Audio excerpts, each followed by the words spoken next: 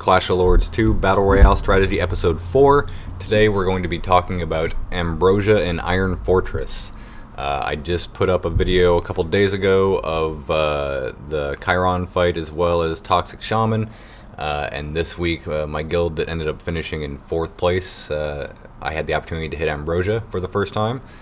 So I grabbed some video and I want to take you through it and show you what's going on. So first of all, we're going to go through my setup. We're going to show you my heroes and my aids. You can see I've got a Great Sage, I've got a Berserker, an Ambrosia, a Pangoli, and a Skull Mage. My Pangoli is not, his mercenaries are not fully maxed, so you might wonder why I would use him here. He is vital to the strategy I'm using to pull Ambrosia particularly outside of the base and thus be able to get my heroes attacking her as soon as possible. I could also see an argument for that being Wrath in that spot instead, since he has, on my account at least, more powerful mercenaries and is a more powerful hero in general, but that would remove my ability to push Ambrosia outside of the base, which you'll see in a few minutes, and I haven't actually tested if that would get me more or less damage doing it that way. The other option is to have replaced either Ambrosia or the Pangoli in my lineup with a Renee Ven, so I can use her Divine to use Skull Mage's Divine a second time. And had I chosen to do that, that would make a little bit different of a makeup. It costs you a hero with wizards, because Renee Ven has sharpshooters instead of wizards, but at the same time the bonus and the buffs you get from Skull Mage's Divine are very powerful. The other two heroes you see here, Great Sage, pretty much goes without saying. We all know what he does. He's there so he can lock up the skills of Ambrosia and Arcane Caster and primarily prevent Ambrosia from doing using her skill and healing herself and killing my mercenaries. And then Berserker is a fantastic main, especially for these modes where you want to toss up lots of damage, because his skill adds a debuff to the enemy that makes them take 100% more damage.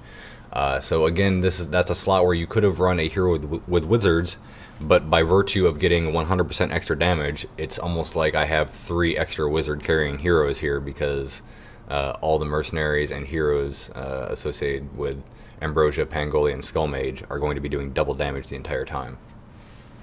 So Berserker is very important. Getting his skill up to 20 as quickly as possible is important, so he's doing the needful there and dropping down the maximum buff.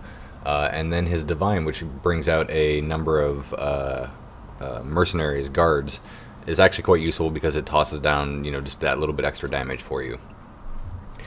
So we'll go ahead and take you into the hits here, and I'll show you the strategy I use and what I was talking about with Pangoli.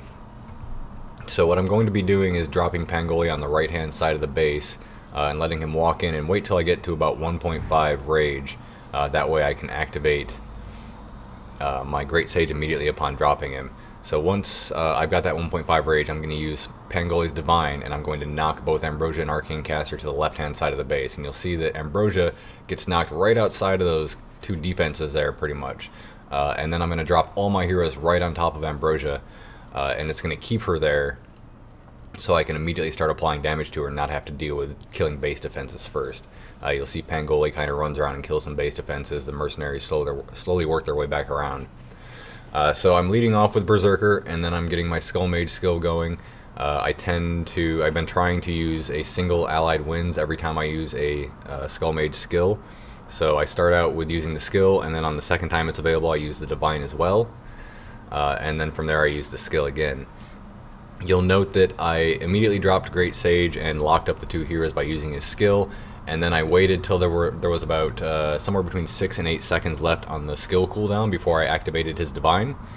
That's about how long his skill lock lasts, and then that allows me to use his Divine, lock them up for a little bit longer, and I can also queue his skill while he is still doing the Divine, since it lasts for 10 seconds. So his skill fires off immediately upon his Divine ending, but I also shave those extra few seconds off of the cooldown for the next one. And it's important to try and lock up Ambrosia as long as you can, because her ability does heal her.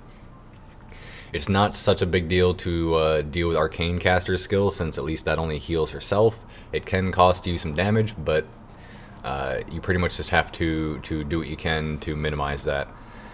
So I got a second hit following the first one.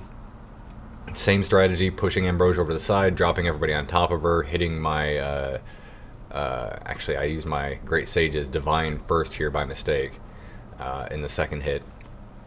But the same basic strategy, you want to get out, drop your Great Sage, use his skill, wait till the cooldown's up, use his Divine, be pumping out the Berserker and Skull Mage skills on demand, use Ambrosia to heal, or if you have extra rage, you can use Ambrosia's skill without needing to heal because it does buff the damage of your heroes, and that's particularly useful during an allied wins since they're attacking a lot faster.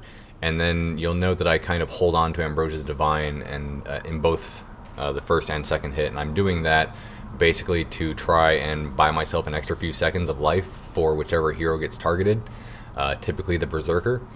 And what I would like to do is burn her Divine before Berserker reaches 0 health and triggers the Pangoli Aid's immunity, because if you use it after, then you're kind of wasting either the hit points you gain off of it or the immunity. So if you use it before he gets to 0, he goes hopefully back up to near 100% health and then comes back down again, and then still gets the additional 8, 9, 10 seconds, whatever it is, from the Pangoli Aid immunity.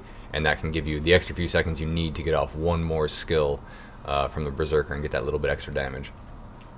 So that's it. I hope you enjoyed. Please let me know in the comments if you have any feedback or questions.